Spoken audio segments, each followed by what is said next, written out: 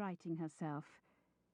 Dixon straightened her hat atop blonde hair threaded with silver. "I believe the driver swerved to avoid a lamb." She surveyed the pasture beyond the window. "We are definitely in sheep country." Mariah rubbed her offended shoulder and looked out the windows on either side of the post-chaise. They were following a gentle, sparkling river on one side, and on the other, a rolling meadow dotted with white-faced sheep and nearly grown lambs. The river curved before them, and they crossed it on a stone bridge, passing a pair of red-brick mills on its bank. They entered a village of blonde stone cottages, with an inn, apothecary shop, stonemasons, and steepled parish church clustered around a triangular green. "Is this Whitmore?" Mariah asked. "I hope so," Dixon sighed. "My bones have had more than enough of these poorly sprung seats." Her former nanny was barely 50, but she complained like a much older woman. They left the small village behind, and only a few minutes later the carriage made a sharp turn.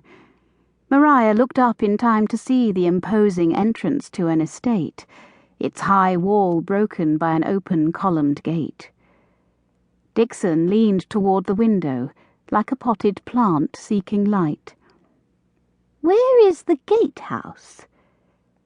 "This must be the main entrance," Mariah said, explaining what she recalled from her aunt's letter.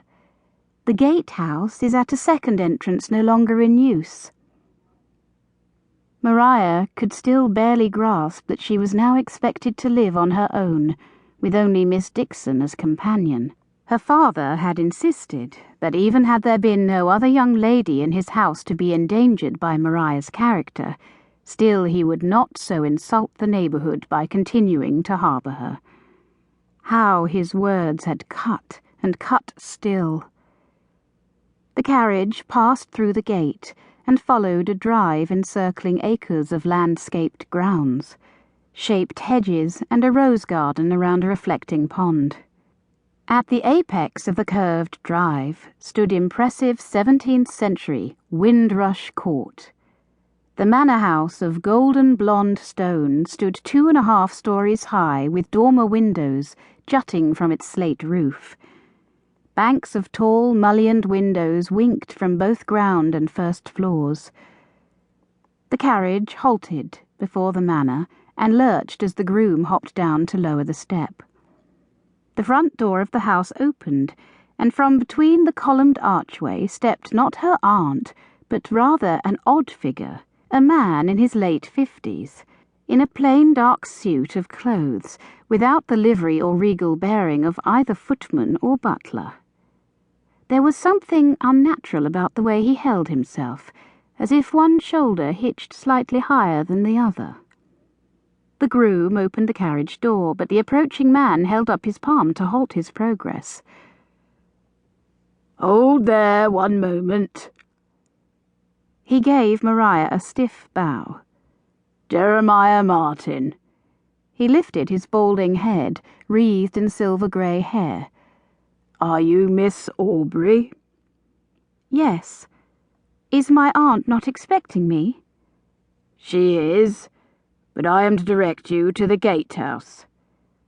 "Thank you." Mariah hesitated. "May I quickly greet Mrs. Prynhalsey first?"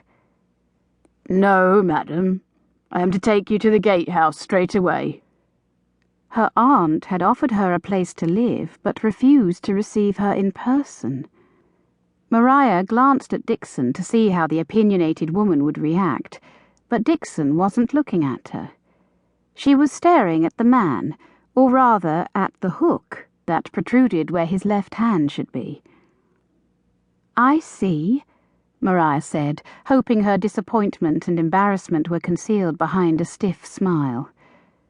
The man's blue eyes held hers a moment before flitting away.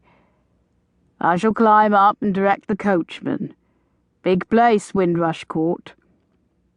A moment later, the carriage again lurched to life and rounded the other side of the curved drive. Mariah glanced